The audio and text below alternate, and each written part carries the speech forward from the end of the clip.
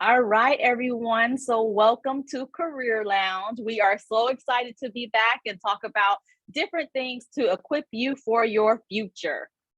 So, before we get started, hello, David. Hello, Mike. Hi, Danique. Thank you for joining us.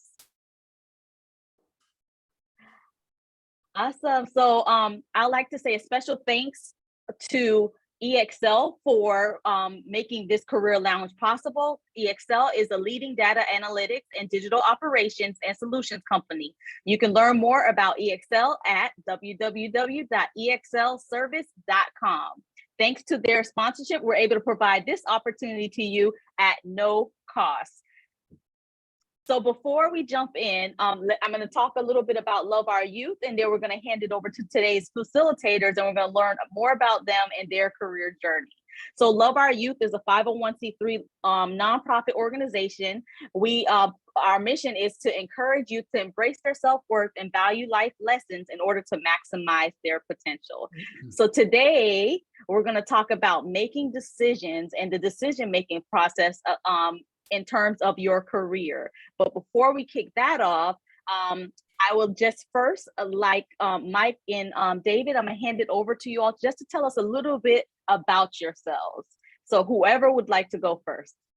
You know what? I'll kick it off, Lashina. So thanks. And as a matter of fact, this is a program, or this is a subject I probably could have used when I was in high school or junior high school, because as I may reveal, my decision-making process as a youth was not great.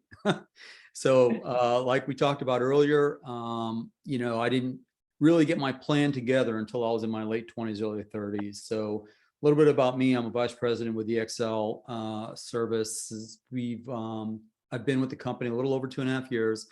Before that, my career was mostly in IT services companies. I'm also a retired military officer. I spent 30 years in the military. Retired as a major, started out as a private, retired as a major. And I've got an undergraduate in information systems management and a master's of business administration.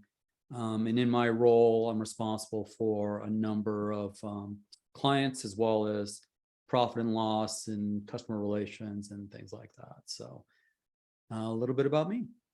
Oh, and you're a Patriots, and I'm a Patriots fan. You got it, Mike. Patriots, Red Sox, Bruins, Celtics. I'm from New England. So I'm Mike Hurley. Welcome, Mike Hurley. I'm based in Chicago, so I'm a Chicago Bears fan by default, but a Chicago White Sox fan as well. Thanks for joining. Jesse, I can see you there. Thanks for joining. Hi, thank you. I, like David, I could have used a process as I was getting going for making decisions. So we'll talk a little bit about that today. I've been with EXL exactly 1 year today. It's my 1 year anniversary. Oh, congratulations. Congrats. Yeah, so it's kind of fun. I got some fun emails from people.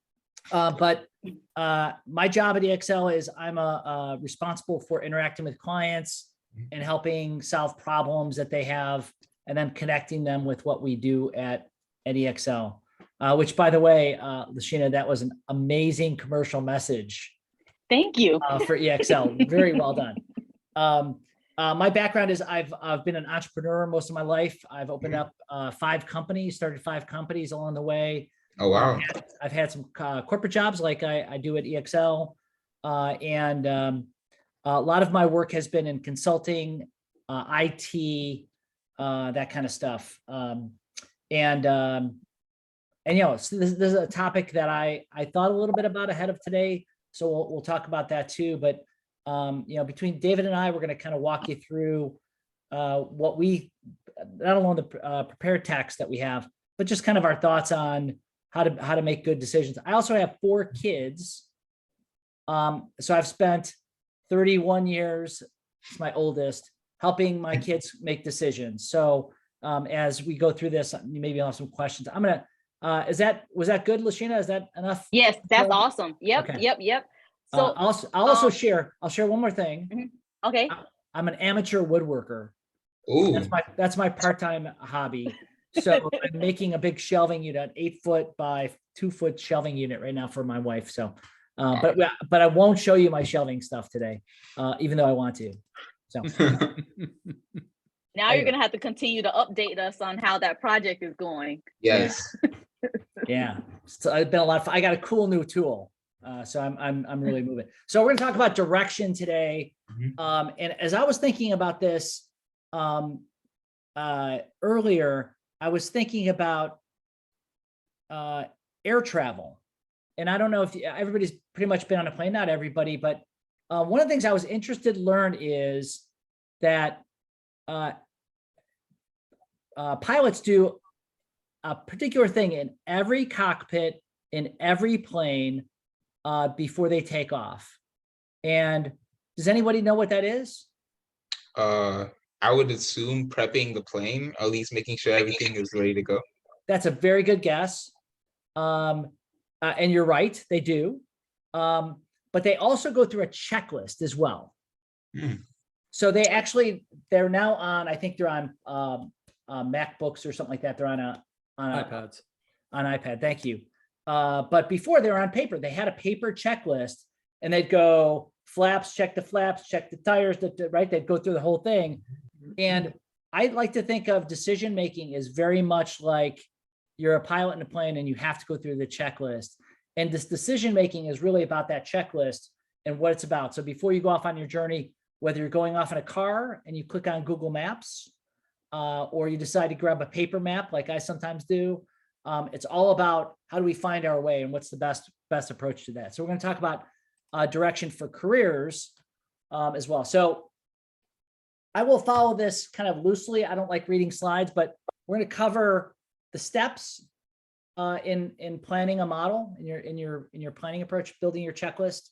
We're going to talk about different strategies, which I know I could speak for David that I've tried a bunch of different strategies and some have worked and some have not worked so well. And then we're going to talk about how this might apply to things you're thinking about.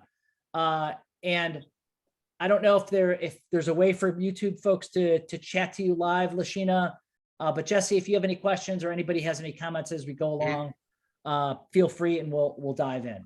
Got it. Okay. So I'm not going to read these definitions. I think they're good. I read through them before and I think they're right. You know, what's a decision? It's choosing one alternative over another, right? So it's a choice. And I don't like the word decision because decision comes from the word decide. And decide is to stop something. Decide, fratricide, herbicide, pesticide, they kill things, right? So you're killing one alternative. I like the word choice. Like we're going to choose something. That means we're going to open up possibilities and then choose one of them. We're not going to kill some off. In order to choose something, you have to have some alternatives. Hopefully you have a goal for those alternatives. And I will tell you, when I was a young man in high school, my goals were all over the map. I had a bunch of them. Woodworking was not one of them. Your choices are going to come with consequences. They might be good.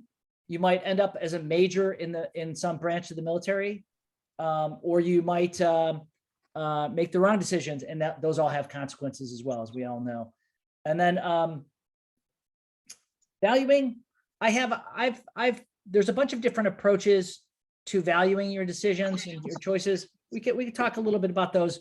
I think if you consider these in the mix, I think you're in a good spot. Hey, David, a question for you. Did you was it a process that you went through to decide to go in the military? What was your process like for choosing to take that path? Yeah, so here's my process. I needed tuition money.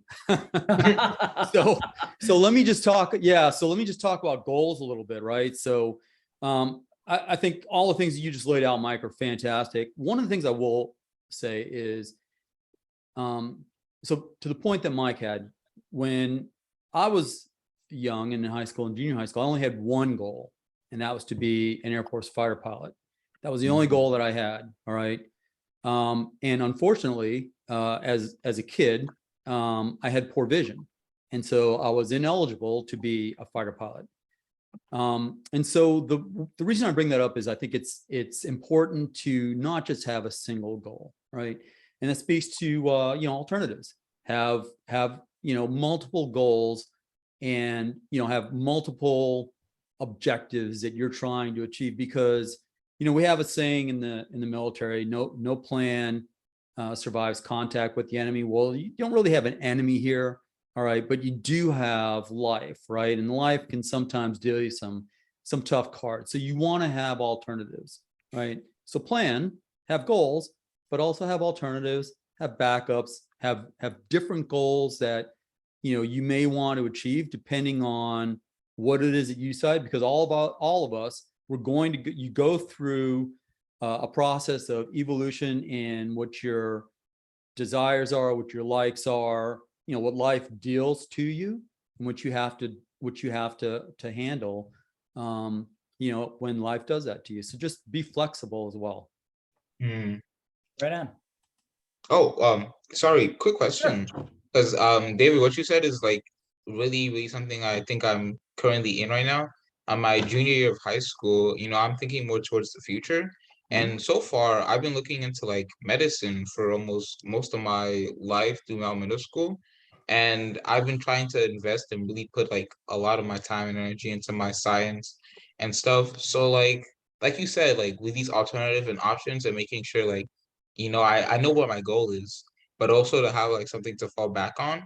Yep. Like, would you say though, like if I had like a really strong like determination to make it through to become an orthopedic surgeon, would you say that like I should rather, put my onto that, or like maybe kind of divide myself a little bit, have like my focus there, but also like look into other areas?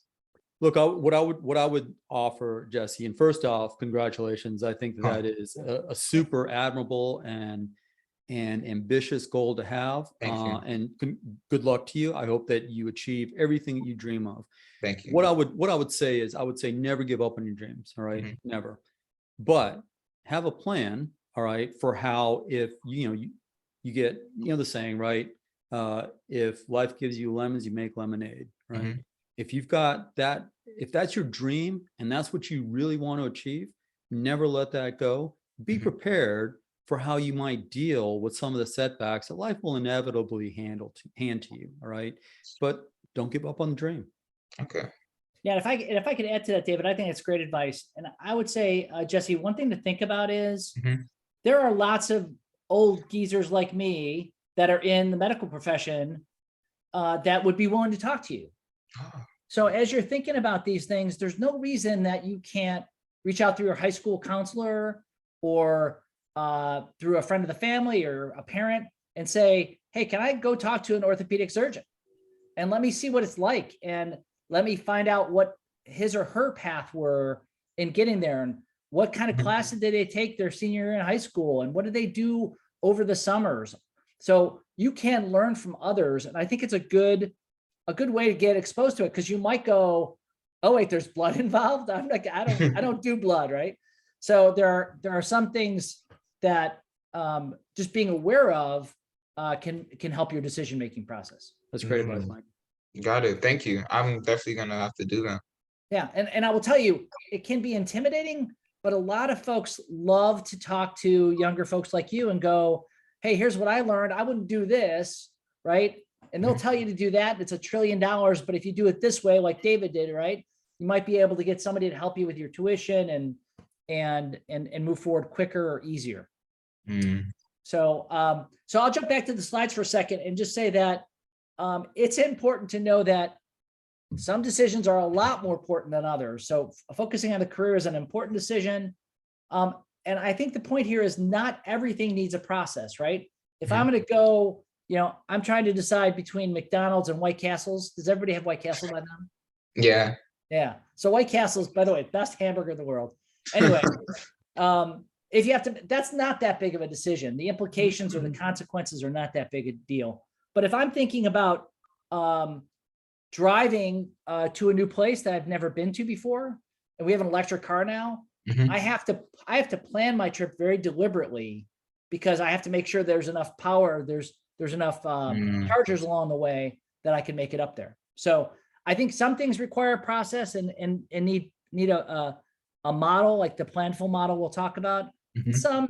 So I think it's important to distinguish that not everything does, because if everything is a big decision-making process, it can be truly painful.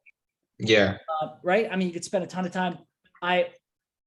One of my wonderful children, he spends a lot of time and energy analyzing everything, making spreadsheets and Gantt charts and writing everything up. And sometimes the problem with a painful decision, sometimes he doesn't make a choice. So Mhm. having a model that is not very clear or very easy to execute on can make your decisions really tough. Mhm.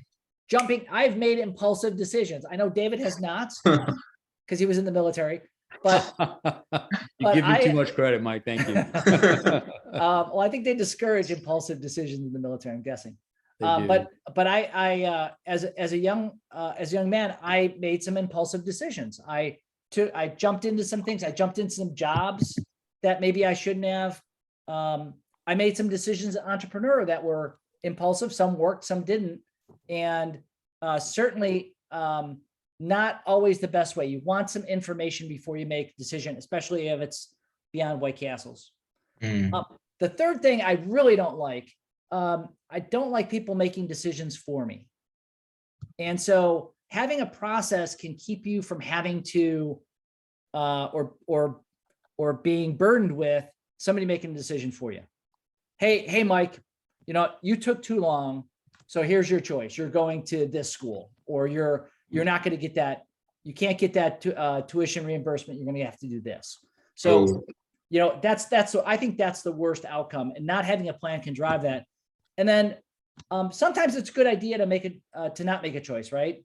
Hey, I just don't have enough information here, or I don't feel like I'm ready, or I haven't gotten enough advice from different people.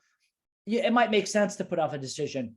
But if you put off the decision, make sure you've gone through a model that says, hey, I went through this model and I don't think I'm ready for this decision yet. One thing I would add to everything that Mike has said, and it's all sound, is let your values guide you, right? Because, a number of times we can have these very elaborate, to the point that Mike was making about, his son doing some very detailed analysis and development of tools to help him arrive at a decision. There are going to be times when, you just have to look to your values to figure out what's the right thing for you. Right. So understand what your values are and let them guide you in your decision-making as well. Totally agree. Agreed. And I would say, David, in fact, I think that might be the thing to think about before you make decisions, right? What do I really want out of my life? What's important to me? What kind of people do I want to be around? For me, I like being around people who are honest and they have integrity and they do what they say they're going to do. So, I have a value system, and a lot of my decisions go through that filter before I make them. And be intentional about your decisions, right? So this is really, the process that Mike is describing is all around how do you be intentional about making your decisions, being thoughtful about your decisions, having a process, not having a decision foisted on you, that you would rather not have to make. And, if again, as Mike was saying, what your values are, what's important to you, what it is, what your goals and your objectives are, what you're trying to achieve, that is going to help you with the decision-making process as well. Yeah. So I started talking about that pilot in the plane with this checklist. This is a checklist, and a pretty good one for making a decision about your career, right? And I think in various arrangements of this, you could say this about a lot of things, right? Do I really want pickles on my White Castle burger? Do I want jalapeno cheese, right? The big decisions in life. And let's just kind of step through this quickly. I don't want to read it, but the first thing is identify the decision to be made. Does this require a model? You might get to step one and go, hey, it's just White Castles, right? I'm going to get heartburn either way. So one might be, I don't really need a process for this. Or another thing is, hey, I'm deciding what college I want to go to. Mhm. This really does need a process, and I need to really spend time on that. So that first kind of categorizing how big of a decision it is, I think is really important. I don't understand what the characteristics of self are, but maybe that's more about the values that David was talking about. And then I mentioned briefly, like, how does this fit in with who I want to be and what I want to be in the world, what kind of people I want to be around, and what I want to create. Most decisions take you down a path, and understanding yourself is one of the first pieces of that. Yeah, David, comments? what I would add, Mike, is when you think about, I mean, values obviously are a big part of, what I would suggest you take in consideration when you're going through this process, obviously, but also think about, what do you like? Are you an introvert? Are you an extrovert? Is this going to require you to have to interact with a lot of people? Is that something that you're going to enjoy? Is it going to have to, require you to do something that takes you out of your comfort zone? Is that something that you're going to enjoy? Those are the types of things that when you think about, characteristics of self, know yourself, know what's going to work for you. Because if you put yourself in a position where it is uncomfortable, unless you are intentional about making yourself uncomfortable, it's something that's not going to be helpful for you. And it's not going to help your achievement towards that objective. It's not going to help your growth, etc. And I'm not saying that you shouldn't push your edges or push your boundaries, because all of us, when we do, that helps our growth, but be intentional about it. Know that you're doing it and understand yourself. Yeah, I agree. Okay. So like, to just make sure I'm getting what you're saying, like, I first have to know what exactly I'm looking for, what goals I'm pursuing, and like me as a person, what this means to me if in order for me to pursue it. Because I could say that like I like medicine, but if it doesn't really entail to like who I am, then I'm just following like a basic dream. So what I would say, Jesse, is you don't need to know exactly, right? Because, life's full of uncertainty. We can know as much as we can possibly, know within ourselves what it is that we want. And, in your case, you've said you want to be an orthopedic surgeon. I think that's a great objective. It's a great goal.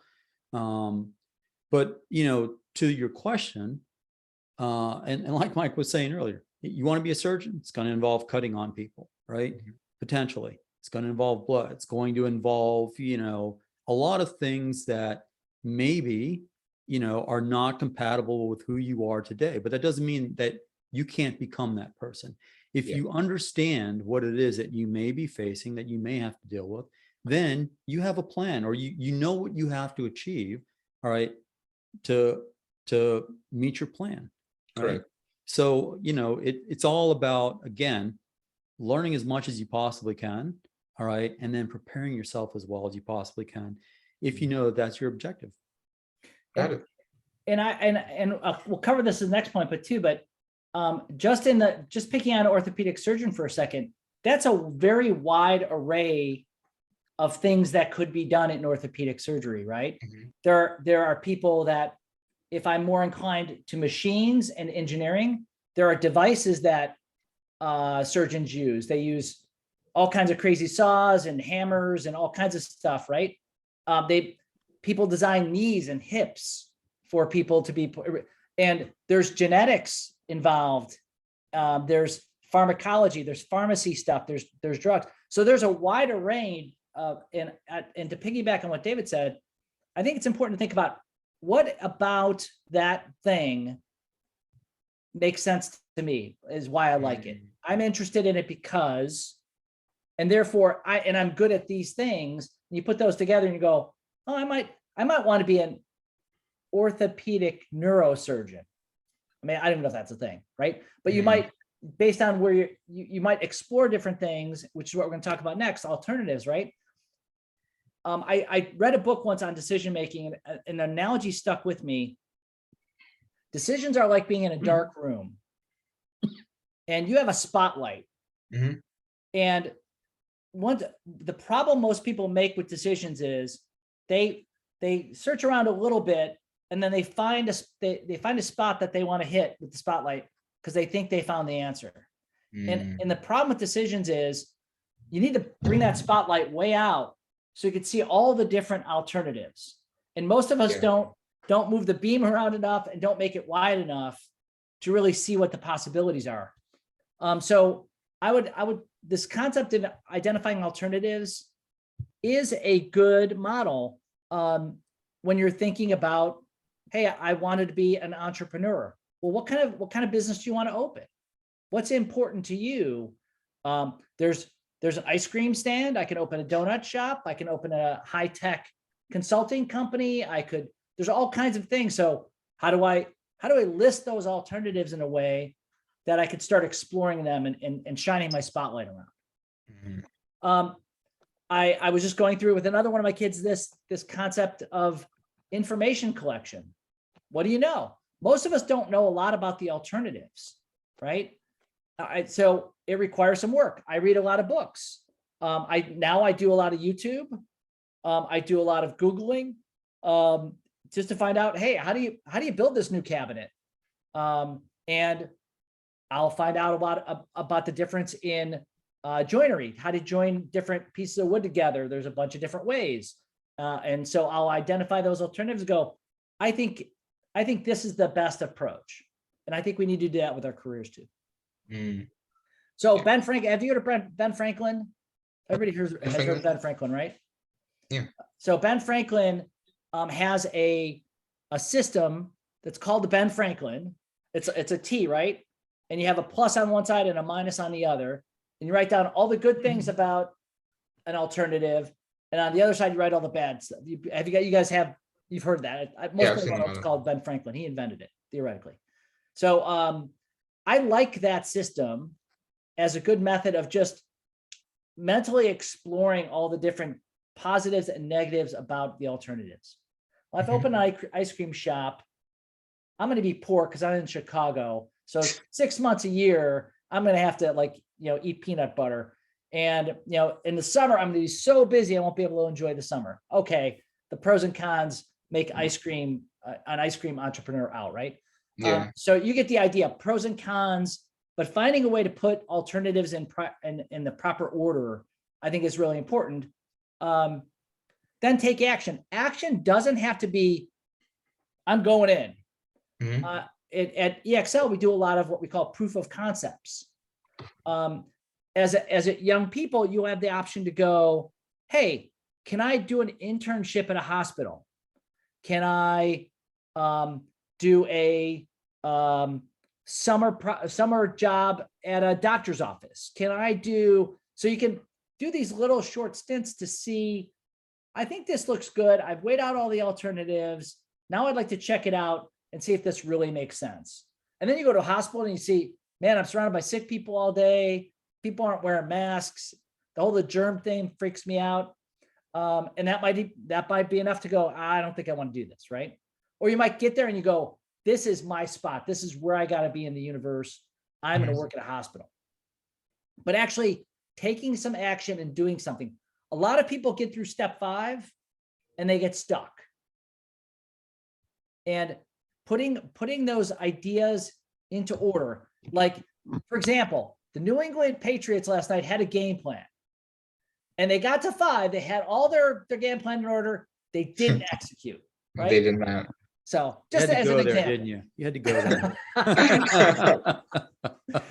But a lot of people don't act upon all this work that you've done. You went through this model, you did a bunch of work. Now it's time to test it out. You don't have to start even in the military, you sign up for a 4 or 6 year stint, right? So I think you could even sign up for a 2 or 3 year stint. The idea is, I don't have to, if I'm going to join the military, I don't have to sign up for a 45-year career or a 30-year career like David. You might have just signed up for the first time for 4 years, right, David? Correct. Yeah. So I think there's alternatives that you can do that still take action before you go to medical school, because medical school is a lot of money. You might want to check some things out first. And then finally, reviewing the decision is part in your own mind, but part asking people, hey, if you took some action and you went to a hospital and worked, talking to a doctor, hey, how'd I do? And it'd be good to hear the doctor go, hey, kid, I don't think this is for you. I think you should look at that, right? Or you might go, you are the guy for this or the girl for this, and I want you there. I want to be your mentor and help you get through this. So, and I've had jobs where the guy goes, hey buddy, hey Mike, you should go do something else next summer. And that's okay. I ended up not choosing that path. But I just want to say this is one model. You can make it your own, right?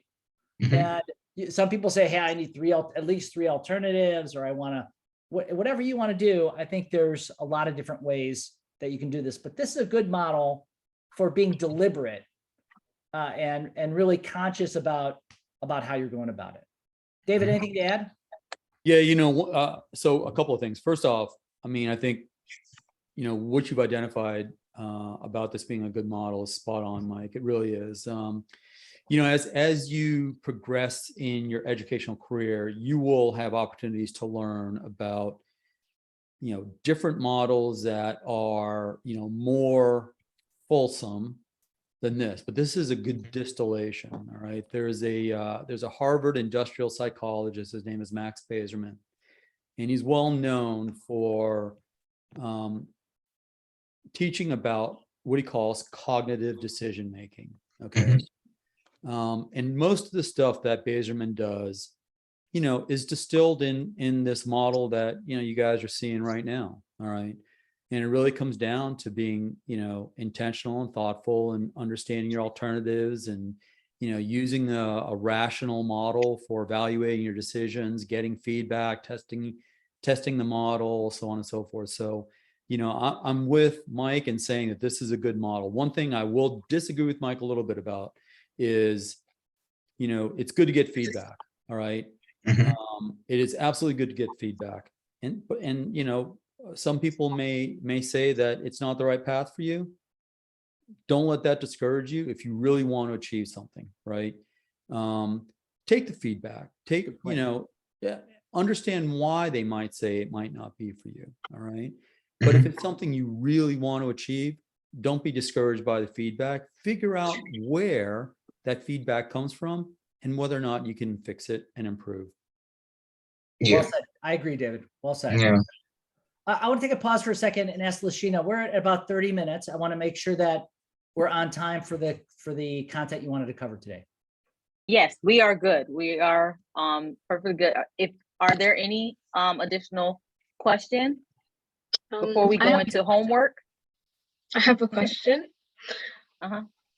So for step 6 with the taking action, would you say it would be better if you slowly take action other than just going full on into what type of career you choose?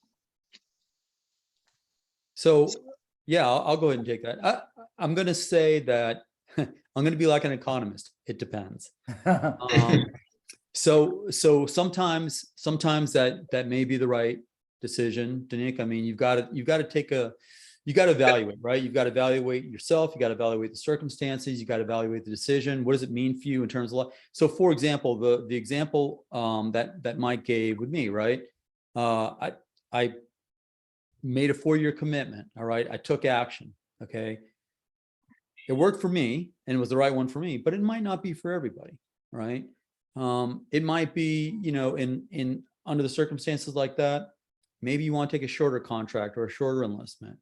Okay. Maybe you don't want to do it, or maybe you want to take an enlistment with a different branch of service. All right. And it's a very narrow, example, but the point is that you've got to really evaluate where you are as an individual. All right. Relative to the decision at hand. All right.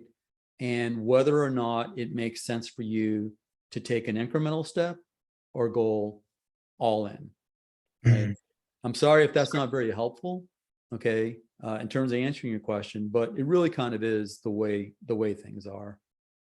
That's my view. I don't know, Mike, if you see it a little bit differently. Yeah, David, I'd only add that I'm a big prototyper. So wherever possible, and I think it's almost always possible, to test out ideas in a very small way before you dive in. Now, especially in the topic at hand, right?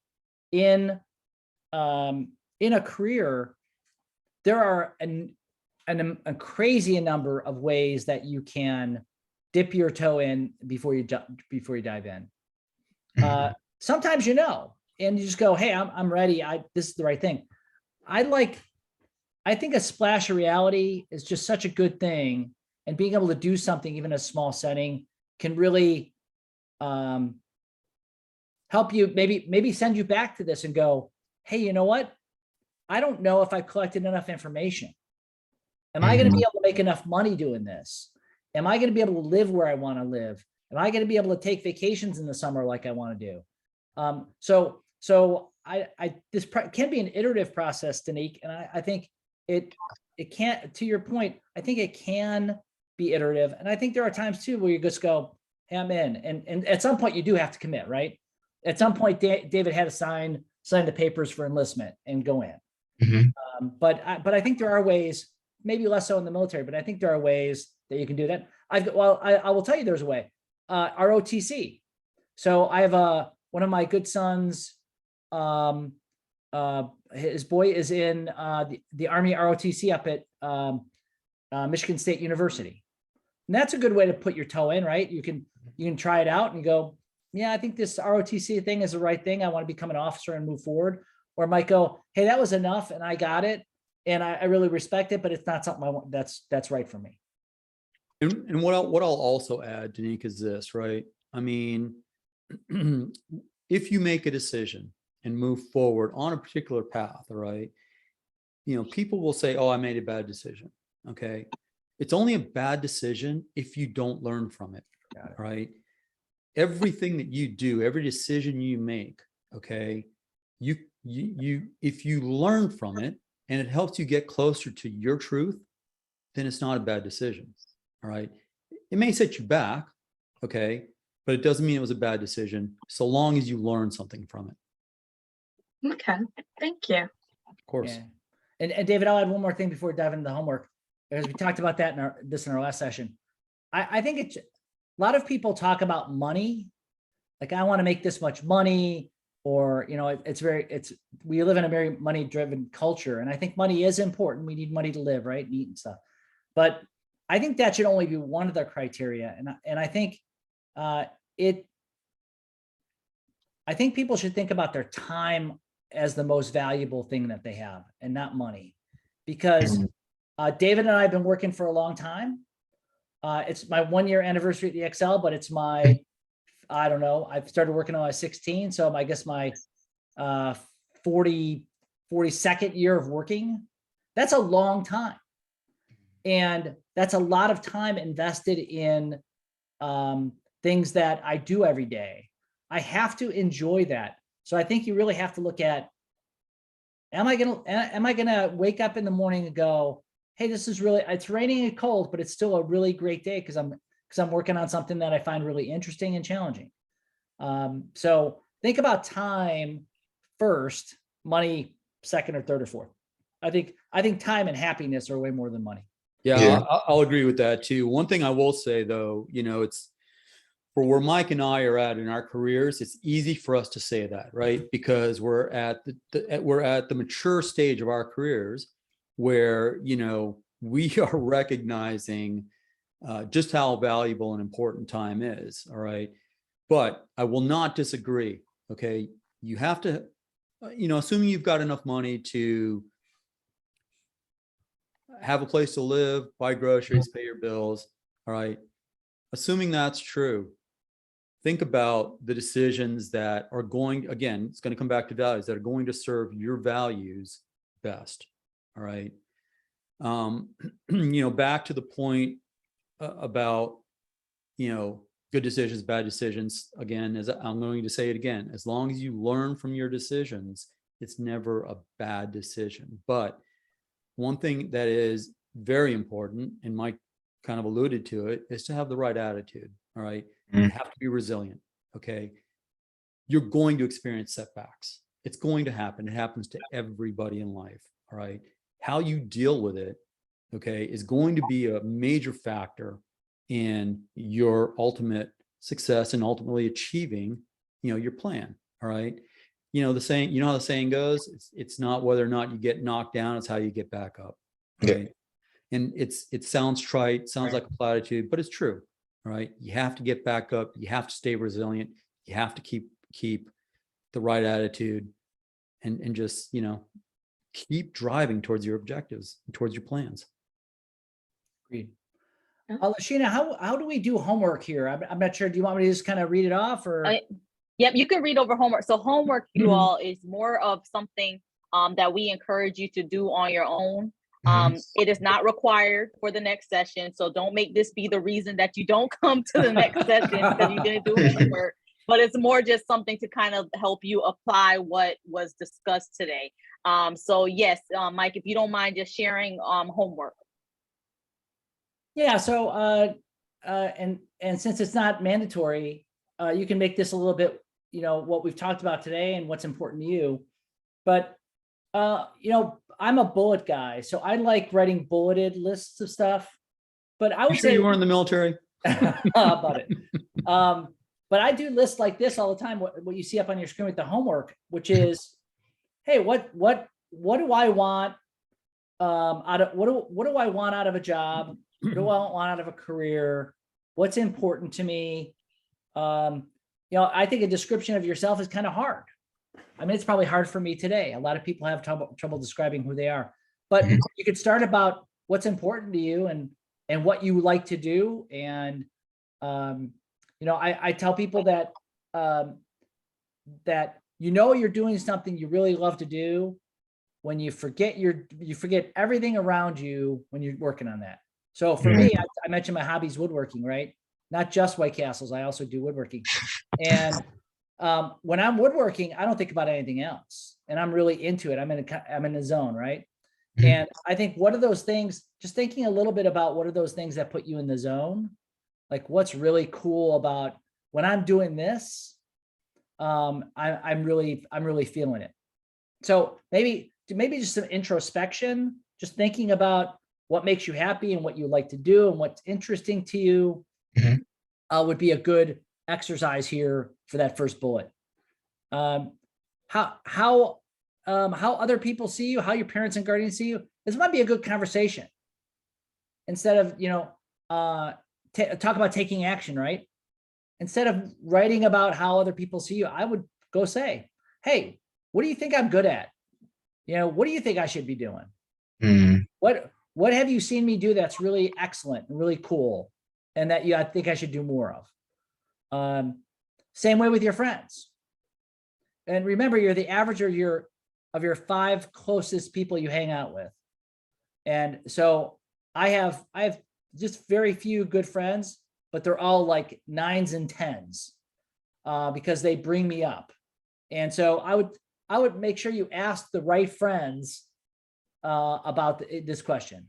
You know, what do you think about, you know, what have you seen me do? And they might go, man, Danique, I've seen you play the violin and I don't think you should do anything else. Making that up, right? But they might, you know, sometimes you get good insight from people that you don't see yourself. You guys have the luxury of having school counselors and teachers that have spent time with you. Even your older teachers, not old in age, but previous teachers might be a good person to go back to and go, hey, you know, you were my favorite teacher. You know, what did you see that I was doing that was good? What did you know, what I'm trying to figure out where I want to, you know, what are the things I want to consider for my career. The nice thing about teachers, there's a bunch of nice things about teachers, but one of them is they've seen thousands of kids over their career. Maybe, you know, so they see a lot of kids and they can see insights into you. Typically, a good teacher will go, oh, you know, Jesse, here's what I saw. You're an amazing writer. You know, you should consider this. So teachers are a good source as well. Yeah, and I will throw it down here. It's not on the list, but I mentioned it previously. If you're thinking about something, figure out a way that you can talk to a person who's doing it today, whatever it is. And it can be intimidating because I know you're a little younger and these people are usually a little older, but all they can say is no. and it's not like you're going on vacation with them, right? So if they say no, so what? So, but if most of the time people are going to say yes. And it's an amazing opportunity to learn and build a network of people that you've been talking to. Maybe you meet somebody who can't help you, but he goes, hey, as you're thinking about this, I'm happy if you want to call me in the future and ask me questions, right? That can be a good resource for you in the future to just get another perspective from somebody who might have some good insight for you. I think that's all the homework. Sounds like a lot now. Hey, but it's good homework because it's the homework you don't really have to do. Yeah. But I would encourage you all to do it because I think it's good, thoughtful work, and it would help you in this process.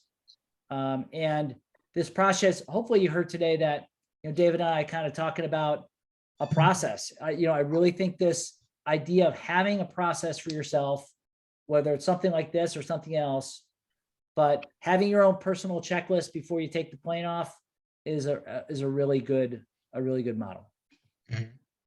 So I will stop there and show Lashina. Or I could say Lashina. Awesome. Yes. So thank you all so much. Thank you, Mike and David, for coming on today. So you all heard it. When it comes to decision making, we have identified the decision to be made, consider characteristics of self, identify alternatives, collect information about each alternative, put alternatives in priority order, take action, review the decision and possible outcomes. So today was all about decision making when it comes to preparing for what life after high school is going to look like. And next week, we're going to come back and we're going to talk about, not next week, I'm sorry, November 8th will be the next session right here at the same Zoom link where we're going to be talking about exploring the destinations. So, where as far as career wise, you would like to go. So we'll be diving in deeper to that. But before we leave, I just want to thank you, Danique, Jesse, Judy, Abadil. I know you just joined us. If you all have any questions, feel free. Do you have any questions before we close out for today? I have a question if I can ask one. Okay. Lashina, do you think the New England Patriots are going to win another game this season? Because they Oh look really gosh, bad. keep me out of it, Mike. Oh man. We'll have to see about That's just putting salt in the wound. Couldn't So resist. funny. Thanks, Mike. You're welcome. I am not getting in it. Look. Are there any questions? Any additional questions? I do. One of all the Patriots. It's not about the Patriots though. I have a question about commitment. So I want to be in the medical field, and I already take a lot of classes like anatomy, human body systems. I take chemistry. I already took biology, but today I actually did so bad on my test. So I was wondering, when your commitment is being questioned or judged, does that mean like you're on the right path? Like, is it okay to question yourself, or should I take a step back and then like reevaluate what career I really want to go down to? So first off, I mean, I'll jump in, Mike, if you don't mind. I think self-evaluation is not a bad thing, Judy. I mean, if you're doing it, there's nothing wrong with that, right? If somebody else is giving you feedback, right, that's questioning your commitment or your fitness for something, what I would say about it is this. First off, don't necessarily just discount it, all right? Listen for what may be the kernels of truth in there, okay? Because, and consider the source, obviously, right? But what somebody might be saying is they may not be saying you're on the wrong path. They may be saying you should examine if there are other branches of the path that you're on that may be better for you. So for example, all right, you say you want to go into the medical field. All right. Well, there's a number of branches, right? You could go into clinical medicine. You could go into research. You could go into, a number of other different fields, right? So what I would say is self-evaluation, there's nothing wrong with that. I don't think it's the same thing as questioning yourself, all right? But questioning yourself is not necessarily bad either. Just be very thoughtful and intentional about the questions you're asking. All right. And if you're asking yourself, all right, do I really want to do this? Okay, i.e. be, following the path into medicine, ask yourself why. All right. Why are you asking yourself that? Understand the why, all right, of the question, not just, how you might answer it. I don't know if that helps you at all or not, but No, I understand that part because I did talk to my teacher and she told me to take like if I feel like I'm having concerns about it, that I could take a step back and that I don't need to push myself into the medical field just because somebody's sister did it. I think that's why I really went into the field. So yeah. there's nothing wrong. There's nothing wrong with self-evaluating and reevaluating. It's something we all do throughout our life. I mean, and one of the things that we talked about earlier, and I don't know if you were able to catch it or not, is, the only bad decision is a decision you don't learn from. All right. If you make a decision and it doesn't work out for you, as long as you learned something from it, okay, it's not a bad decision. Thank you so much. Yeah, I agree with everything David said. I'd only add one thing, which is, I really think that tests are not an indicator. School is not always an indicator of your likelihood for success in a field.